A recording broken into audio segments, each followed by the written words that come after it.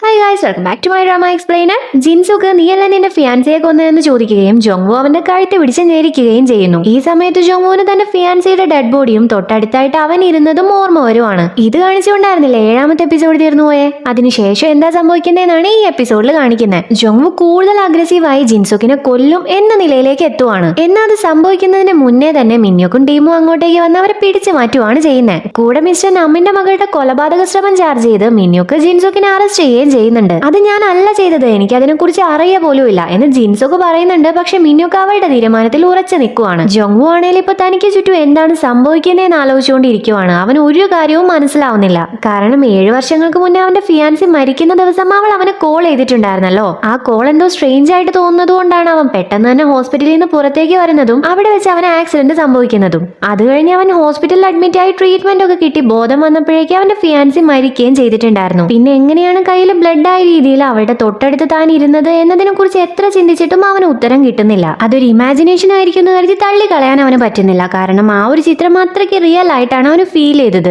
അന്ന് ജിൻസുക്ക് ഡ്രഗ് അടിച്ച് കിറങ്ങിയിരിക്കുമായിരുന്നു. റൂമിൽ നിന്ന് അവൻ വെളിയിലേക്ക് ഇറങ്ങുന്ന സമയത്ത് അവന് തൊട്ടില്ല എന്ന രീതിയിൽ ആരോ ഓടുന്നുണ്ട്. തൊട്ടടുത്ത റൂമിന്റെ ഡോർ ഓപ്പൺ ആയി കിടക്കുകയും ചെയ്യുന്നുണ്ട്. അവൻ അങ്ങോട്ട് കയറുന്നു. ജോങ്വുവിന്റെ ഗേൾഫ്രണ്ട് നിലത്ത് കിടക്കുന്നത് കാണുന്ന സമയത്ത് ഉറങ്ങി കിടക്കുവാണെന്നാണ് അവൻ വിചാരിക്കുന്നത്. അവളെ വിളിച്ചുണർത്താൻ ശ്രമിക്കുന്ന സമയത്താണ് അവൾ മരിച്ചു കിടക്കുവാണ് എന്ന കാര്യം അവന് മനസ്സിലാവുന്നത്. ഞെട്ടിക്കൊണ്ട് അവൻ ബാക്കിലേക്ക് നീങ്ങുന്നു. എന്തോ ഒന്നിൽ അവന്റെ കൈ തടയുന്നുണ്ട്. എടുത്തു നോക്കുന്ന സമയത്ത് ഒരു കത്തിയാണ്. അതും അവളെ കുത്തി കൊല്ലാൻ ഉപയോഗിച്ച കത്തി. അങ്ങനെയായിരുന്നു അവന്റെ ഫിംഗർ പ്രിന്റ് അവളുടെ ബോഡിയിലും അവളെ കൊല്ലാൻ ഉപയോഗിച്ച കത്തിയിലും ഒക്കെ പതിഞ്ഞത്. ഒരുപാട് തവണ അവൻ ഈ കാര്യം പോലീസിനോട് പറഞ്ഞിട്ടുണ്ടായിരുന്നു. എന്നാൽ ഡ്രഗ് യൂസ് ചെയ്തു എന്ന കാരണം കൊണ്ട് അവന്റെ സ്റ്റേറ്റ്മെന്റ് ആരും കാര്യമാക്കിയില്ല. അന്ന് ആ റൂമിൽ നിന്ന് ഇറങ്ങിപ്പോയത് ജോങ്വു ആണെന്ന് ജിൻസുക്ക് മിന്യോക്കിനോട് പറയുന്നു. അവൻ അന്നത്തെ ദിവസം എവിടെയായിരുന്നു, എന്തൊക്കെയായിരുന്നു ചെയ്തതെന്ന് നിനക്ക് കണ്ടുപിടിക്കാൻ പറ്റിയ ഈ കേസ് സോൾവ് ആവും, ഞാൻ നിരപരാധി ആവുകയും ചെയ്യും എന്ന് ഇമോഷണൽ ആയിക്കൊണ്ട് ജിൻസുക്ക് പറയുന്നു. മിന്യോക്ക് റീട്രയലിനാണെങ്കിലും റീ ഇൻവെസ്റ്റിഗേഷൻ ആണെങ്കിലും എവിഡൻസിനാണ് ഇവിടെ പ്രാധാന്യം, അല്ലാതെ ഇമോഷൻസിന് ഇവിടെ യാതൊരു വാല്യൂ ഇല്ല എന്ന് പറയുന്നു. അതിന് ഞാൻ പറയുന്നത് ആരെങ്കിലും വിശ്വസിക്കണ്ടേ? ആരും ഒന്നും വിശ്വസിക്കാത്ത സ്ഥിതിക്ക് എനിക്ക് എന്താ ചെയ്യാൻ കഴിയുക എന്ന് ജിൻസുക്ക് ചോദിക്കുന്നു. മിസ്റ്റർ നമ്മിന്റെ കേസിൽ ഡയറക്റ്റ് ആയിട്ടുള്ള എവിഡൻസ് ഇല്ല, എന്നാൽ അദ്ദേഹത്തിന്റെ മകളുടെ കാര്യത്തിൽ അങ്ങനെയല്ല.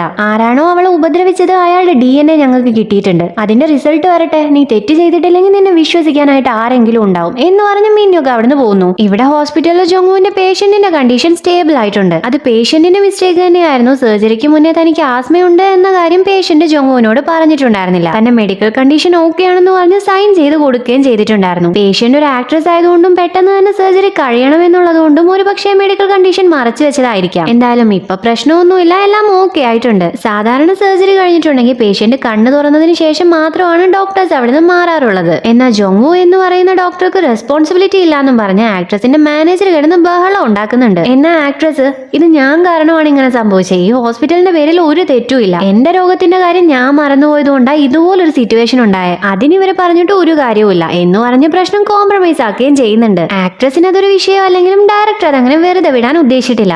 ജോങ്വു ഈയിടെയായി ഉഴപ്പാണെന്നും പറഞ്ഞ് ഡയറക്ടർ ചീത്ത പറഞ്ഞുകൊണ്ടിരിക്കുവാണ്. ഈ സമയത്ത് വൂജിന് ഒരു കോള് വരുന്നു. അത് അവനാണോ എന്ന് ഡയറക്ടർ ചോദിക്കുന്നുണ്ട്. അവനൊന്നും അല്ല എന്നും പറഞ്ഞ് വൂജിൻ കോൾ അറ്റൻഡ് ചെയ്ത് ആ പറ ബേബി എന്നും പറഞ്ഞ് സംസാരിക്കുന്നു. ഡയറക്ടറും ഹെഡ് നഴ്സും പോയി എന്ന് ഉറപ്പാവുന്നതും അവൻ, ജോങ്വു നീ ഏത് കാട്ടിലാടാ കോപ്പേ, ഇവിടെ നടന്നുകൊണ്ടിരിക്കുന്ന പ്രശ്നങ്ങളെ കുറിച്ച് വല്ല അറിവുണ്ടോ നിനക്ക് എന്ന് ചോദിച്ച് ചീത്ത പറയാൻ തുടങ്ങുവാണ്. എന്നാൽ ജോങ്വു എന്തോ പറയുന്നതും അവൻ ഷോക്കായി എന്ത് എന്നാണ് ചോദിക്കുന്നത്. ഇപ്പൊ വീട്ടിലേക്ക് വരുന്ന വൂജിനോട് ജോങ്വു ഞാൻ അവള് മരിച്ചു കിടക്കുന്നത് കണ്ടിട്ടുണ്ടായിരുന്നു എന്ന് പറയുന്നു. നീ എന്തുവായി പറയുന്നേ? അന്ന് നീ അവളുടെ അടുത്തേക്ക് പോകാൻ നിന്ന സമയത്താണ് നിനക്ക് ആക്സിഡന്റ് സംഭവിച്ചത്. അത് കഴിഞ്ഞ് 3 ദിവസം കഴിഞ്ഞിട്ടാണ് നീ എഴുന്നേൽക്കുന്നത് പോലും. നീ എങ്ങനെ അവളുടെ മരണം കണ്ടു എന്നാ പറയുന്നേ എന്ന് വൂജിൻ ചോദിക്കുന്നു. ഈ സമയത്താണ് അവിടെ സ്റ്റിക്ക് ചെയ്ത് വെച്ചിട്ടുള്ള കുറച്ച് ഫോട്ടോസ് വൂജിൻ ശ്രദ്ധിക്കുന്നത്. ജിൻസുക്കിന്റെ വീട്ടിൽ നിന്ന് ജോങ്വു കളക്ട് ചെയ്തിട്ടുണ്ടായിരുന്ന ഫോട്ടോസ് ആയിരുന്നു അത്. ഇതെന്താ സംഭവം എന്ന് വൂജിൻ ചോദിക്കുന്നു. ഈ ഫോട്ടോസ് എടുത്തത് ജിൻസൊക്കാണ്. അവൻ എന്നെ ഫോളോ ചെയ്തതിന്റെ റീസൺ എന്താണെന്നറിയോ നിനക്ക്? അന്ന് വീട്ടിൽ നിന്ന് ആരോ ഓടിപ്പോകുന്നത് അവൻ കണ്ടിട്ടുണ്ടായിരുന്നു എന്നാ പറഞ്ഞേ എന്ന് ജോങ്വു പറയുന്നു. വൂജിൻ ഷോക്കായി അത് ആരാണെന്ന് അവൻ കണ്ടോ എന്ന് ചോദിക്കുന്നു. ജോങ്വു നീയല്ല അവനെ പോലെ ഒരുത്തം പറയുന്നതൊന്നും വിശ്വസിക്കരുതെന്ന് പറഞ്ഞ പിന്നെ നീ എന്തിനാ ചോദിക്കുന്നേ എന്ന് ചോദിക്കുന്നു. ഇനി എന്നെ പറ, ഇതുപോലെ എല്ലാം കേട്ടാ അറിയാനൊരു ഇതുണ്ടാവുമല്ലോ, ആ ഒരു ഇത് കാരണം ചോദിച്ചതാ. നിന്റെ ഫേസ് കാണുമ്പോ എന്തോ നിന്നെ അവിടെ കണ്ടു എന്ന് അവൻ പറഞ്ഞതുപോലെ ഉണ്ടല്ലോ എന്ന് വൂജിൻ പറയുന്നു. ജോങ്വു അത് തന്നെയാണ് അവൻ പറഞ്ഞേ, എന്നെ പോലെ ഒരാളെയാണ് കണ്ടതെന്ന് എന്ന് പറയുന്നത് കേട്ട് വൂജിൻ, അതാണ് ഞാൻ പറയുന്നത്, അവനെ പോലെ ഒരുത്തം പറയുന്നൊന്നും നീ വിശ്വസിക്കാൻ നിൽക്കരുത്. അല്ല നിന്നെ കാണുമ്പോ അത് വിശ്വസിച്ചതുപോലെ ഉണ്ടല്ലോ, വേറെ ആരെങ്കിലും ആണ് നിന്റെ സ്ഥാനത്ത് ഞാനത് ഇത് വിശ്വസിച്ചെങ്കിൽ എനിക്ക് ഒരു കുഴപ്പവും ഉണ്ടാവില്ലായിരുന്നു. പക്ഷെ നീ ഇത് വിശ്വസിച്ചോ എന്ന് ചോദിക്കുന്നു. അവൻ പറഞ്ഞതിൽ അവൾ മരിച്ചു കിടന്നതും എന്റെ ഇമാജിനേഷനിൽ അവൾ മരിച്ചു കിടന്നതും ഒരുപോലെയായിരുന്നു എന്ന് ജോങ്വു പറയുന്നു. അത് നീ പോലീസ് സ്റ്റേഷനിലേക്ക് പോയിട്ടുണ്ടായിരുന്നല്ലോ, ക്രൈം സീനിന്റെ ഫോട്ടോസും നീ കണ്ടതായിരുന്നു, അതുകൊണ്ട് നിനക്ക് തോന്നിയതായിരിക്കും എന്ന് വൂജിൻ റിപ്ലൈ കൊടുക്കുന്നു. ജോങ്വു, അന്ന് എനിക്ക് സംഭവിച്ച ആക്സിഡന്റിനെ കുറിച്ച് നിനക്ക് എന്തെങ്കിലും അറിയാവോ എന്ന് ചോദിക്കുന്നു. ആ സമയത്ത് ഞാൻ കോൺഫറൻസിന് വേണ്ടി സിംഗപ്പൂരിലേക്ക് പോയതല്ലായിരുന്നോ, നിന്റെ അമ്മ വിളിച്ച് പറയുമ്പോഴാണ് ഈ കാര്യം ഞാൻ അറിയുന്നത് പോലും എന്ന് പറഞ്ഞു വൂജിൻ. നീ പെട്ടെന്ന് ഇവിടുന്ന് പോകുന്നതായിരിക്കും നല്ലതെന്നാണ് എനിക്ക് തോന്നുന്നത്. ജിൻസോക്കുമായി കൂടുതൽ ഇൻവോൾവ് ആയാതെ നിനക്ക് കൂടുതൽ പ്രശ്നം ഉണ്ടാക്കാനുള്ള സാധ്യതയുണ്ട്. സോ പെട്ടെന്ന് പാർട്ട്ണറായി ട്രാൻസ്ഫർ ആവുന്നതായിരിക്കും നിനക്ക് നല്ലത് എന്ന് കൺസേൺ ആയിക്കൊണ്ട് പറയുന്നു. എന്തായാലും നെക്സ്റ്റ് ഡേ തന്നെ അവന് പാർട്ട്ണറായി പുതിയ ബ്രാഞ്ചിലേക്ക് പോകാൻ വേണ്ടിയുള്ള അപ്രൂവൽ കിട്ടുവാണ്. ഇത്ര പെട്ടെന്ന് അപ്രൂവൽ കിട്ടിയോ? ഇൻഫ്ലുവൻഷ്യൽ ആയ ആരോ ഇടപെട്ടതുപോലെ ഉണ്ടല്ലോ എന്ന് ജോങ്വു ഡയറക്ടറോട് ചോദിക്കുന്നു. അവന്റെ സംശയം സത്യമാണ്. അവന്റെ അമ്മ കാരണമാണ് ഇത്ര പെട്ടെന്ന് അപ്രൂവൽ കിട്ടിയേക്കുന്നത്. ഡയറക്ടർ, എന്തായാലും നിനക്ക് അപ്രൂവൽ കിട്ടിയില്ലേ, നീ ഇവിടെ നിൽക്കുന്നതായിരിക്കും നല്ലതെന്നാണ് ഞാൻ വിചാരിച്ചത്.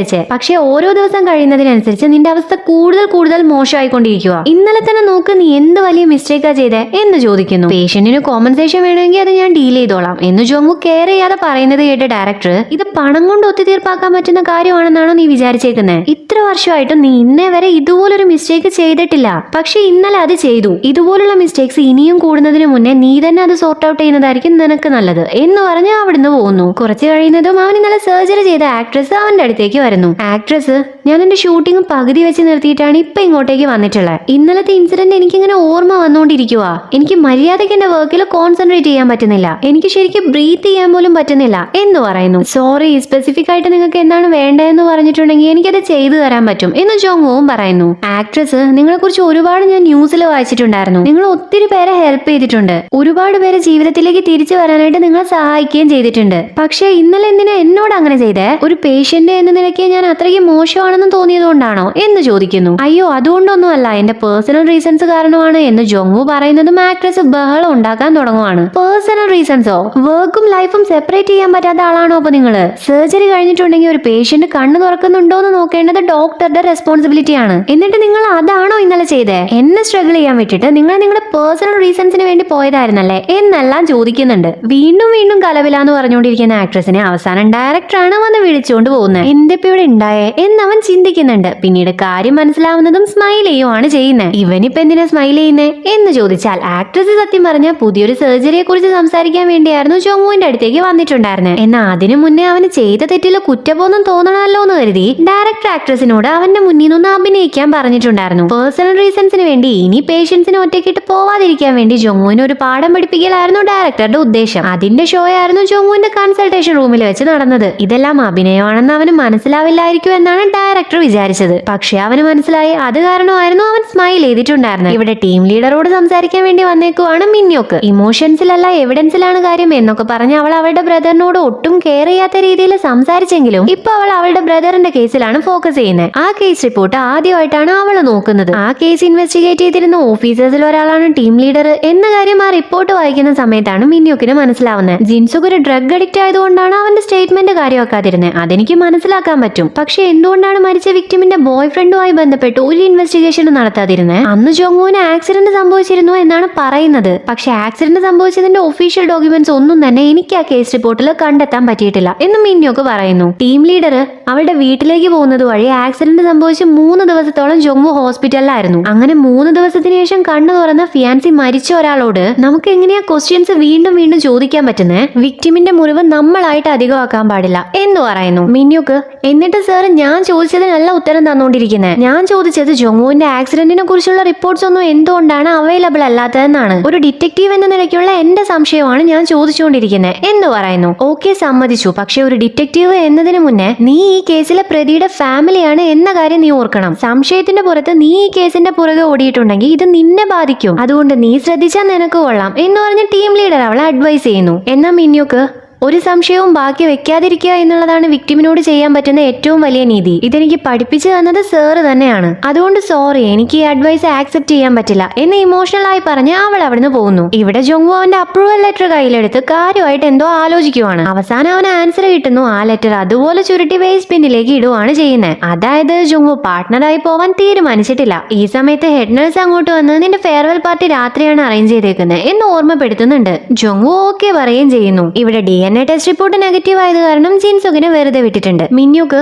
ജോങ്വൂന് എന്ന ആക്സിഡന്റ് സംഭവിച്ചിട്ടുണ്ടായിരുന്നു, നീ പറയുന്നത് പോലെ അവനൊന്നും അല്ല കുറ്റവാളി എന്ന് പറയുന്നു. ജിൻസൊക്കെ അതിന് ആ ആക്സിഡന്റ് എവിടെ വെച്ച് എപ്പോഴാ നടന്നേ? അവള് കൊല്ലപ്പെട്ടതിന്റെ മുന്നേ ആണോ അതിന് ശേഷമാണോ? അവൻ ആക്സിഡന്റ് സംഭവിച്ചതിന്റെ തെളിവ് നിങ്ങളുടെ റിപ്പോർട്ടിൽ ഉണ്ടാവുമല്ലോ എന്നാണ് തിരിച്ചു ചോദിക്കുന്നത്. അതുപോലൊരു തെളിവ് ഇല്ലാത്തത് കൊണ്ട് തന്നെ മിന്യോക്ക് ഒന്നും മിണ്ടുന്നില്ല. അവൾ ഒന്നും മിണ്ടാതിരിക്കുന്നത് കാണുന്നതും ജിൻസുകിന് അവൻ ചോദിച്ചതിന്റെ ഉത്തരം കിട്ടുന്നു. സത്യം പറയട്ടെ, എനിക്ക് നിയമത്തിൽ ഇപ്പൊ യാതൊരു വിശ്വാസവും ഇല്ല. ഇതിന് ഞാൻ തന്നെ സോർട്ട് ഔട്ട് ചെയ്തോളാം. പിന്നെ ഞാൻ ആ ജോങ്വൂനെ കൊല്ലാനൊന്നും പോകുന്നില്ല, സോ നീ ടെൻഷൻ ആവേണ്ട ആവശ്യമൊന്നുമില്ല എന്ന് പറഞ്ഞ് അവൻ അവിടുന്ന് പോകുന്നു. ജിൻസുക്ക് സ്റ്റേഷനിൽ നിന്ന് ഇറങ്ങുന്നതും ജോങ്വു സ്റ്റേഷനിലേക്ക് വരുവാണ് ചെയ്യുന്നത്. ജിൻസൊക്കെ എവിടെ എന്നാണ് അവൻ മിന്യോക്കിനെ കാണുന്നതും ആദ്യമേ ചോദിക്കുന്നത്. അവനാണ് കുറ്റവാളി എന്നതിന് ഫിസിക്കലായിട്ട് എവിഡൻസ് ഒന്നുമില്ല, സോ അവനെ വിട്ടയച്ചു എന്ന് മിന്യോക്ക് പറയുന്നു. കൂടെ തന്നെ എനിക്കിപ്പോ വേറെ ഡൗട്ട്സ് ആണുള്ളത്, അതും നിന്നെ കുറിച്ച്. വ്യക്തമായിട്ട് പറയുവാണെങ്കിൽ അന്ന് നിനക്ക് സംഭവിച്ച ആക്സിഡന്റിനെ കുറിച്ച്. അത് എവിടെ വെച്ചാണ് സംഭവിച്ചതെന്നും ഏത് സമയത്താണ് സംഭവിച്ചതെന്നും അതാണ് എനിക്ക് അറിയേണ്ടത് എന്ന് പറയുന്നു. ഇത് കേൾക്കുന്ന ജോങ്വു ആകെ കൺഫ്യൂസ്ഡ് ആയി പോകുവാണ്. ഈ കൺഫ്യൂഷനോടെയാണ് അവൻ തന്റെ ഫെയർവെൽ അറ്റൻഡ് ചെയ്യാൻ വേണ്ടി വരുന്നത്. അവിടെ റെസ്റ്റോറന്റിന്റെ പുറത്ത് തന്നെ ഹെഡ് നഴ്സ് അവനെ വെയിറ്റ് ചെയ്ത് നിൽക്കുന്നുണ്ട്.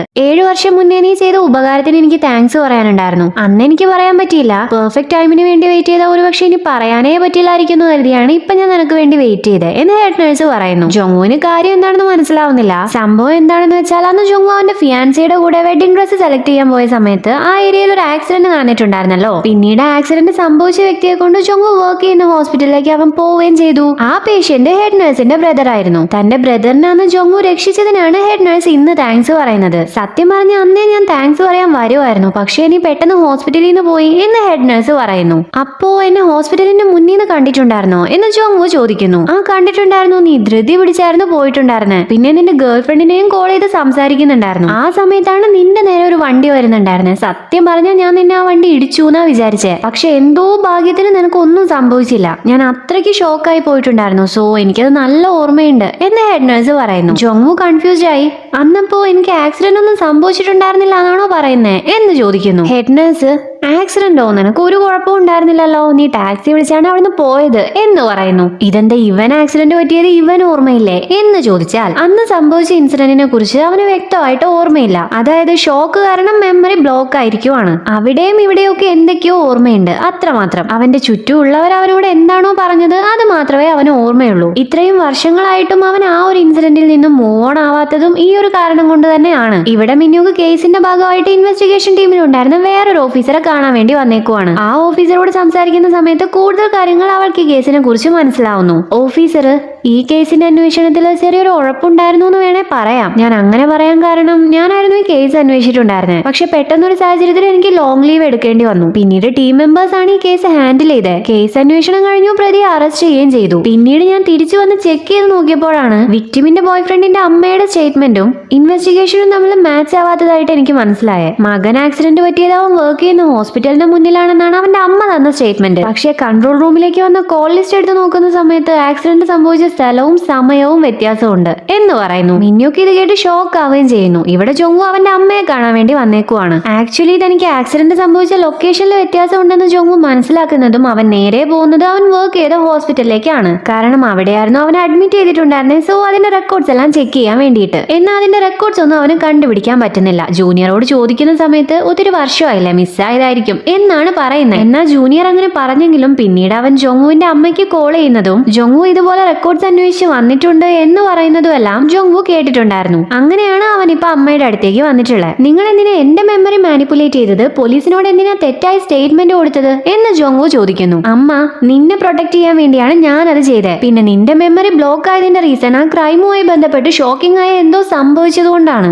ആ റീസൺ ഒരിക്കലും നിനക്ക് നല്ലതല്ല. അതുകൊണ്ടാണ് നിന്റെ ബോഡി തന്നെ ആ മെമ്മറിയെ എതിർത്തുകൊണ്ടിരിക്കുന്നത്. ഇത് അറിഞ്ഞിട്ട് നീ എന്തിനാ വീണ്ടും വീണ്ടും ഈ കേസിന്റെ പിന്നാലെ നടക്കുന്നേ? ഇങ്ങനെ ചെയ്താൽ മരിച്ചയാള് തിരിച്ചു വരുമെന്നാണോ നീ വിചാരിച്ചേക്കുന്നേ എന്ന് ചോദിക്കുന്നു. ജോങ്വു, നിങ്ങൾ എന്നെ പ്രൊട്ടക്ട് ചെയ്യാനാണ് എന്റെ മെമ്മറി മാനിപ്പുലേറ്റ് ചെയ്തതെന്നാണോ പറഞ്ഞു വരുന്നത്? ഇത്ര വർഷങ്ങളായിട്ടും ജിൻസൊക്കെ പറയുന്നത് അവനല്ല അവളെ കൊന്നതെന്നാണ് എന്ന് പറയുന്നു. അവനൊരു കുറ്റവാളിയല്ലേ, അവൻ പറയുന്നതൊന്നും വിശ്വസിക്കാൻ പറ്റില്ല എന്ന് അമ്മയും പറയുന്നു. ജോങ്വു, ഞാനും അത് തന്നെയായിരുന്നു വിചാരിച്ചിട്ടുണ്ടായിരുന്നത്. പക്ഷെ എനിക്ക് ഇപ്പോ അമ്മയുടെ ടെൻഷനായ മുഖം കാണുന്ന സമയത്ത് അവൻ പറയുന്നത് വിശ്വസിക്കാനാണ് തോന്നുന്നത് എന്ന് പറഞ്ഞ് അവിടുന്ന് പോകുന്നു. ഹോസ്പിറ്റലിലേക്ക് തിരിച്ചു വരുന്ന ജോങ് നേരെ മിസ്റ്റർ നാമിന്റെ മോളെ കാണാനാണ് വരുന്നത്. കാരണം അവള് ഡിസ്ചാർജ് വേണം എന്ന് പറഞ്ഞിട്ടുണ്ടായിരുന്നു. ജോങ് അവളോട് നമുക്ക് നിന്റെ ഫേസ് ശരിയാക്കണ്ടേ, റീകൺസ്ട്രക്റ്റീവ് സർജറി ഞാൻ ചെയ്യില്ല എന്നായിരുന്നു പറഞ്ഞിട്ടുണ്ടായിരുന്നത്. പക്ഷേ നീ അത് ഒരുപാട് ആഗ്രഹിച്ചതല്ലേ, നീ മാത്രമല്ല നിന്റെ അച്ഛനും. സോ സർജറി കഴിഞ്ഞതിന് ശേഷം നമുക്ക് ഡിസ്ചാർജിനെ കുറിച്ച് ചിന്തിക്കാം എന്ന് പറഞ്ഞ് അവൻ അവിടുന്ന് പോകുന്നു. അവൾ ഒരുപാട് ഹാപ്പി ആവുന്നു. കാരണം ഒത്തിരിയായിട്ട് ആഗ്രഹിക്കുന്നതായിരുന്നു ആ ഒരു സർജറി. ഇതറിയുന്ന വൂജിനാണെങ്കിൽ